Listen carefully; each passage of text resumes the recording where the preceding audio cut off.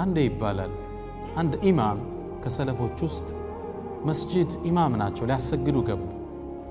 ማሰገድ ጀመሩ አላሁ አክበር ብለው እርሳቸውን አጋጣሚ ወደዛ ሰፈር ሊጎበኙ ይሄዱ ዛካዊ ሰፈር 3 ወጣቶች አሉ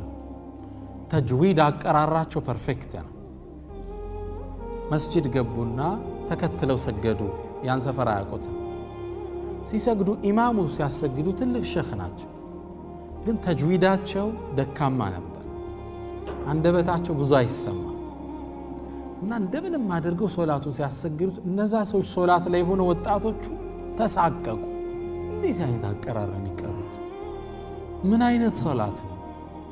እየተቻቸው ሶላትን ጨረሱ ሶላት ውስጥ ነው ድምጽ እያሰሙ አስተካክል ይሏቸው ነበር ይያሉ ሰበርከው ምናምን ለማለት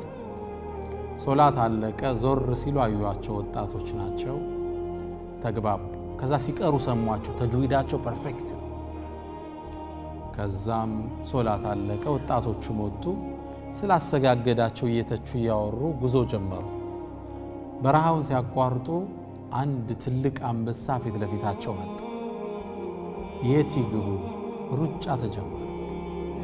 ዛፍ ላይ ተንጠለጠሉ እንዴት ይውረዱ አንበሳው ቆሟል ዛሬ አለቀልን ብለው ተስፋ እንደቆረጡ ከትንሽ ደቂቃ በኋላ ይሸኽ መጥቶ አጋጣሚ መዛልፈው ነው የሚሄዱት ወደ ቤታቸው ሲያዩዋቸው ዛፍ ላይ ተንጠልጥለዋል ከታች አንበሳ ይጮሃል ከዛም ሰውየው መጡና አንበሳውን ሄድ እዚህ ቦታ ልቀቅ ብለው ሲመቱት ጥሎ ሄደ ፈርቷቸው ሮጠ ዛ ልጆቹን ወረዱ አሏቸውና ከወረዱ በኋላ አያችሁ ወጣቶች አሉ ምላሳችሁን አጸዳችሁ ልባችሁን ረስታችሁ አንበሳ አስፈራችሁ አሏቸው እኛ ልባችን አጸዳን ምላሳችን ቢወላገድም አንበሳ ፈራና አሏቸው ምላስ አይጽዳ ያልና አይደለም መልእክቱ